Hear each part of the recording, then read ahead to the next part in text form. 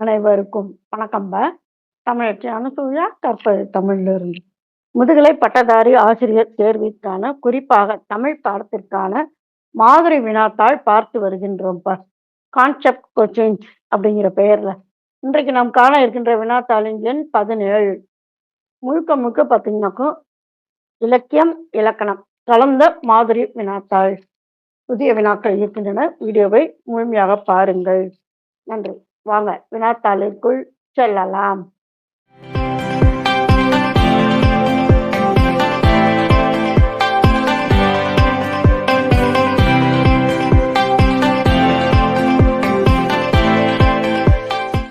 புலவர் அலியார் எழுதிய இஸ்லாமிய படைப்போர் இலக்கிய வகை நூல் எது?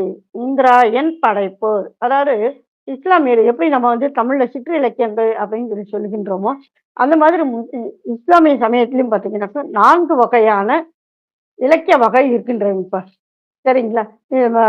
இதனுடைய அதாவது கிசா முதலான இஸ்லாமிய படைப்போர் இந்த மாதிரியான இலக்கணங்கள் இருக்கின்றன. அந்த இலக்கிய வகைகள் என்னென்ன அப்படிங்கிறதுக்காக அதற்கான சான்றுகள், அதனை இயற்றியவர் யார் என்பது பற்றிய தனி பதிவு இருக்கின்ற இப்ப இணைக்கின்றேன். இணைத்து படியுங்கள். சரிங்களா? மிக முக்கியமான பகுதி அது. சரிங்களா? அடுத்து உழிஞை வேந்தனை எந்த தெய்வத்திற்கு இணையாக வைத்து போற்றுவர்? திருமாலுக்கு இணையாக வைத்து போற்றுவர். காலக்கவி என்னும் பட்டம் பெற்ற கவிஞர் யார்? ஒட்டக்கூத்தர். பார்த்தீங்கன்னாக்கும் இந்த காலக்கவி அப்படிங்கிற பட்டம் கொடுக்கறது பார்த்தீங்கன்னா சோழர் மரபுக்கே உரிய ஒரு சிறப்பு. அவர்கள் தான் என்ன செய்வாங்க, கவிஞர்களுக்கு இந்த மாதிரியான பட்டத்தினை கொடுப்பார்கள்.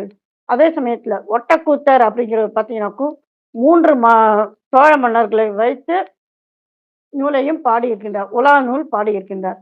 அதே சமயம் இவருடைய உண்மையான பெயர் என்ன அப்படின்னாக்கும் கூத்தனூர் முதலியார் அப்படிங்கிறது தான் இவருடைய பெயர்.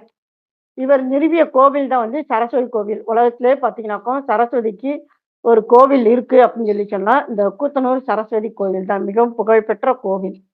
சரிங்களா? அந்த கோவிலை நிறுவியவர் இவர் தான். சரிங்களா? எனவே இவருடைய இயல்பான பெயர் கூத்தனூர் முதலியார். இவர் வைத்துக் கொண்ட பெயர் ஒட்டக்கூத்தர். ஏன் அப்படின்னாக்கும் ஒட்டம்னாக்கும் பந்தயம் அர்த்தம். புலவர்களோடு போட்டி போட்டு பாடல் பாடுவதில் வல்லவர்.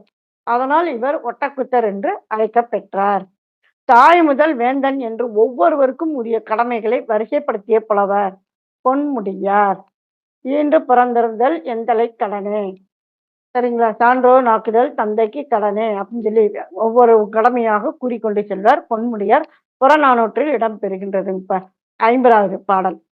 கலித்தொகையில் எவ்வகை நிகழ்ச்சிகள் அதிகமாக இடம்பெற்றுள்ளதாக குறிப்பிடுவர்? புராண நிகழ்ச்சிகள் அதிகமாக இடம்பெறுகின்றன. தமிழ் மொழியை ஆராய்ச்சி செய்வது மட்டுமின்றி சமண சமயத்தை பரப்புவதற்காகவும் சமணர்களால் நிறுவப்பட்ட சங்கம் எது? வஜ்ரநந்தி சங்கம். இது பொதுவாக பார்த்தீங்கன்னா எல்லாரும் வந்து 4ஆம் தமிழ் சங்கம் அப்படின்னு சொல்லி தான் சொல்லுவாங்க. இதனுடைய பெயர் வந்து பார்த்தீங்கன்னாக்கா இந்த பெயர். சரி, ஓகே. இப்ப இவங்க இந்த சங்கத்தை நிறுவியவர் யார் அப்படின்னாக்கா வஜ்ரநந்தி என்னும் சமணர் தான் வந்து இந்த சங்கத்தை நிறுவுகின்றார்.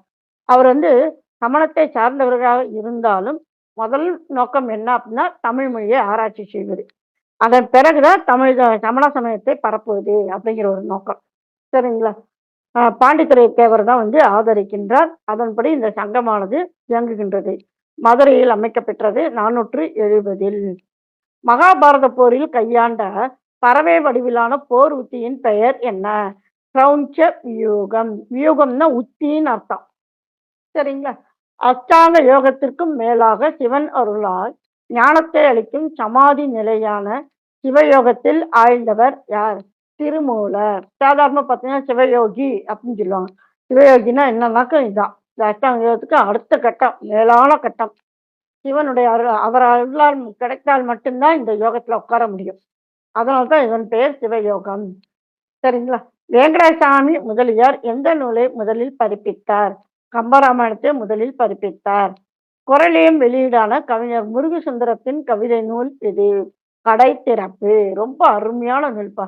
இங்க இணையத்துல போயிட்டு கடை திறப்பு அப்படின்னு தட்டினீங்கன்னா போதும். பாத்தீங்கன்னா அந்த நூலுக்கு வந்து ஒரு அட்டவணை மாதிரி கொடுக்கின்றார்கள். அந்த அட்டவணை அப்படின்னு சொல்லி சொன்னோம்னாக்கும் இப்ப எப்படி நம்ம பக்கம் 1, 2, 3ன்னு சொல்றோமோ அந்த மாதிரி 1, 2, 3ன்னு இருக்கும். சரிங்களா? இது எத்தனை பக்கங்கள் கொண்ட கவிதை நூலோ அத்தனை பக்கங்கள் கொண்ட இந்த எண்கள் இருக்கும். இந்த 1வது பக்கம் போயிட்டு நீங்க கிளிக் பண்ணீங்கன்னு வச்சுக்கோங்களேன், இந்த கடைத்திறப்பு கவிதை நூலினுடைய முதல் பக்கம் ஓப்பன் ஆகும். திறக்கும். அதுல நம்ம படிக்கலாம். அது மாரி 2ன்னு தட்டுனோம்னாக்கா, அதுக்கு அடுத்த பக்கத்த திறக்கலாம். இந்த மாதிரியாக அமைந்திருக்கும்ப்பா. சரிங்களா? ரொம்ப அருமையா இருக்கும். அந்த மாதிரியான ஒரு ஒரு வசதி வந்து தமிழர்களுக்கு கிடைத்த மிகப்பெரிய ஒரு வாய்ப்பு. சரிங்களா? புலவருக்கு கவரி வீசி, கவரி வீசிய காவலன் என்னும் புகழை பெற்ற மன்னன் யார்? சேரமான் தகடூர் எறிந்த பெருஞ்சேரல் இரும்பொறை. யாருக்குமா கவரி வீசினாரு? மோசிகீரனார் என்னும் புலவருக்கு. மன்னனை காண வந்த புலவர் மிகுதியான அதாவது சோர்வினால என்ன செய்றாரு அவரு, அ முரச பாறையில ஏறி படுத்துடுறாரு. அதனால அவர் என்ன செய்கின்றார், அதனை உலா வந்த மன்னன் பார்த்து அவருக்கு கவரி வீசுகின்றான். சரிங்களா? அதனால் பெற்ற பெயர் கவரி வீசிய காவலன். முருக வழிபாட்டின் போது காவடி எடுத்து செல்வோர் பாடும் இசை பாவகையை முதலில் பாடியவர் யார்? அண்ணாமலை ரெட்டியார். அந்த பாவகையின் பெயர் காவடி சிந்து. இது சாதாரண மரபு வழியாக இருக்கின்றது. இருந்தாலும் அதனை வந்து நாட்டுப்புற வடிவத்திலிருந்து பிரித்து எடுத்து இந்த பாவகை முதலில் பாடியவர் இவர்தான். சரிங்களா? சரி, இதனுடைய சிறப்பு என்ன அப்படின்னாக்கா, சாதாரணமா பார்த்தீங்கன்னாக்கும், இந்த இந்த பல்லவி, அனுபல்லவி அப்படின்லாம் நம்ம சொல்லுவோம். அதுக்கப்புறம் தான் கன்னிகள் ஆரம்பிக்கும். ஆனா இதுல பார்த்தீங்கன்னாக்கும், பல்லவி, அனுபல்லவியும் இருக்காது. கன்னிகள் மட்டும் தான் இருக்கும். இந்த இத குறிப்பை பார்த்துக் கொள்ளுங்கப்பா. இது ஒரு தேர்வுக்கு வினாவாகவே வந்தது. அதனால் தான் இங்கே கொடுக்கப்பெற்றது. வடிகாசு புலவர் யாருடைய அவையில் அவைக்களப் புலவராக வீற்றிருந்தார்? ரகுநாத சேதுபதி மன்னன் அவையில் வீற்றிருந்தார். புராண கதைகளை கூறி நடித்து ஆடப்படும் கூத்து வகையின் பெயர் என்ன? சாக்கை கூத்து. இதனை ஆடுபவர்கள் சாக்கையர்கள் எனப்படுவார்கள். கேரளாவினுடைய வட பகுதியில் ஆடப்படுகின்ற கூத்து வகைப்பா இது. சரிங்களா? கண்தழி என்னும் போர்த்துறை எந்த திணையில் இடம் பெறுகின்றது? வாகை திணையில் இடம் பெறுகின்றது. இந்த கந்தழின்ற பேரு நல்லா பார்த்துக்கோங்க. திரும்ப திரும்ப பார்த்தீங்கன்னா, தொல்காப்பியர் வந்து 3 இடங்கள் குறிப்பிடுகின்றார். ஒன்று கொடிநிலை, 2வது கந்தழி, 3வது வள்ளி அப்படிங்கிறது. கொடிநிலை அப்படின்னாக்கா மன்னனுடைய கொடியினை சிறப்பித்து பாடுவது. கந்தழி அப்படின்னு சொல்லி சொன்னா அவனுடைய சிறப்பினை எடுத்து பாடுவது மன்னனுடையது. அடுத்து வள்ளி அப்படின்னு சொல்லி சொன்னோம்னாக்கும் அவனுடைய வள்ளல் தன்மையை எடுத்து பாடுவது வள்ளி அப்படின்னு. வள்ளி அப்படின்னாக்கா நம்ம குற்றால குறவஞ்சி, அதாவது குறவஞ்சி நாடகத்தில் இடம்பெறுகின்ற வள்ளியை நினைக்கக்கூடாது. வள்ளல் தன்மையை எடுத்து பாடுவது. அதன் பெயர் தான் வள்ளி. சரிங்களா? இது வந்து தொல்காப்பியர் கூறுகின்ற இந்த 3 இது. இப்ப கண்தழி அப்படின்னாலே இந்த தொல்காப்பியத்தோடு இதனை இணைத்து பார்ப்பது ஒரு மரபு. அதனால தான் இந்த கருத்து இங்கு உங்களுக்கு நினைவூட்டப்பட்டது. அடுத்து ராபர்ட் கால்டுவெல் ஒரு நூல் எழுதினார். A comparative grammar of the Dravidian அல்லது south Indian family of languages. நம்ம சுருக்கமா என்ன செய்வோம், திராவிட மொழிகளின் ஒப்பிலக்கணம் சுருக்கமா சொல்லிடுவோம். அந்த நூலுடைய முழுமையான பெயர் இதுதான், பார்த்துக்கோங்க. தமிழில் முதலில் மொழிபெயர்த்தவர்கள் யார்? காழி கண்ணசாமி பிள்ளை மற்றும் அப்பாத்துரை ஆகியோர் 1941. இது பார்த்தீங்கன்னாக்கா இந்த நூலை முதலில் மொழிபெயர்த்தவர் கோவிந்தன் என்று ஒரு கருத்து நிலவுகின்றது. இப்ப அது கிடையாது, உண்மை. இதான் முதலில் மொழிபெயர்த்தவர்கள். சரிங்களா? திருவி கல்யாண சுந்தரனார் பிற சமயங்களின் மீதும் ஈடுபாடு வைத்திருப்பினும் சைவத்தின் மீது மிகுந்த ஈடுபாடு கொண்டு எழுதிய நூல் பெயர் என்ன? சைவத்தின் சமரசம். வை தாமோதரம் பிள்ளை கலித்தொகையை எந்த பெயரில் பதிப்பித்தார்? நல்லன் தோணார் கலித்தொகை என்றே பதிப்பித்தார். ஏன்னா அந்த நூலுடைய அருமையில் அவர் அப்படியே ஊறி போயிட்டாரு. ஆக என்ன அருமையா அழகா இந்த நூலை வந்து கலித்தொகை இவர் இது பண்ணியிருக்காரு அப்படின்னு சொல்லி பாராட்டி அந்த உள் அன்பினால் நல்லந்தோனார் கலித்தொகை அப்படின்னே அவர் பதிப்பிக்கின்றார். நச்சினார் கிண்ணியர் உரையுடன். சரிங்களா? உலகின் முதல் நாவல் என்று கருதப்பெறும் நூல் எது? The tale of Genji. சரிங்களா? 11ஆம் நூற்றாண்டு. இது வந்து முரசாகி ஷிகிபு அவர்கள் எழுதிய நூல் த டேல் ஆஃப் ஜென்ஜி அப்படிங்கிறது. ஆனா பாத்தீங்கன்னாக்க நிறைய பேர் என்ன செய்றாங்க, பமீலா அப்படிங்கிற நூல், சாமுவேல் ரிச்சர்ட்சன் எழுதிய பமீலா தான் வந்து உலகின் முதல் நாவல் என்று கூறி வருகிறார்கள். 1740 இந்த நூலானது வெளிவந்தது. இது பார்த்தீங்கன்னா 11ஆம் நூற்றாண்டு. கொஞ்சம் கவனமா பார்த்துக்கோங்க. உங்களுடைய தேர்வுல தெரிவுரைகள்ல எது வருதுன்னு பார்த்துக்கோங்க. சரிங்களா? தமிழ் இலக்கிய வரலாற்றை முதலில் ஆங்கிலத்தில் எழுதியவர் எம்.எஸ். பூர்ணலிங்கம் பிள்ளை. தென்தமிழ் இதழ் தொடங்கிய ஆண்டு எது? 1902. அதாவது டிசம்பர் 7, 1902 மதுரையில் தான் தொடங்கப்படுகின்றது. பாண்டித்துரை தேவரால் இந்த இதழானது தொடங்கப்படுகின்றது. ஆனா பார்த்தீங்கன்னா, 1903 என்று இணையத்தில் ஒரு தவறான தகவல் பரவி வருகிறது. இது அன்று உண்மை. 1902 நம்முடைய இதழ்களின் வரலாறு அப்படிங்கிற ஒரு பதிவிலயும் இந்த செய்தி நம்ம குடுத்துருக்கோம். 1902ல தான் வந்து செந்தமிழ் இதழ் வந்தது அப்படின்னு சொல்லிட்டு. நம்ம அப்ப பார்த்தோம் இல்லையா? 4ஆம் தமிழ் சங்கம்னு சொல்லி. அந்த சங்கத்தினுடைய வெளியீடு தான் செந்தமிழ்ன்ற இதழ். இதுல ஒவ்வொரு அறிஞர்களும் 3 முக்கியமான அறிஞர்கள் பணியாற்றி இருக்கின்றார்கள் ஆசிரியராக. அதில் பார்த்தீங்கன்னாக்கா 2வதாக பணியாற்றியவர் ராகவ ஐயங்கார். அவர் என்ன செய்றாரு அப்படின்னாக்கா, ஒரு இதழ் அப்படின்னு சொல்லிச்சுன்னா, இப்படித்தான் இருக்கணும் அப்படின்னு சொல்லி ஒரு மரபு, ஒரு கட்டுக்கோப்பு இருக்கும். இல்லைங்களா?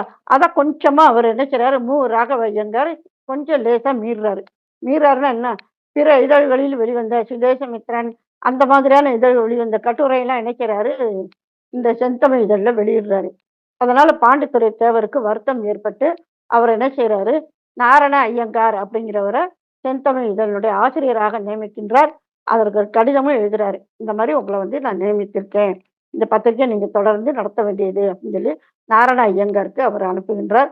அதன்படி அவர் ஆசிரியராக ஆகின்றார். ஆனா அவர் ஆசிரியராக சில நாட்களிலேயே பாண்டித்துரை தேவரும் இறந்து விடுகின்றார்.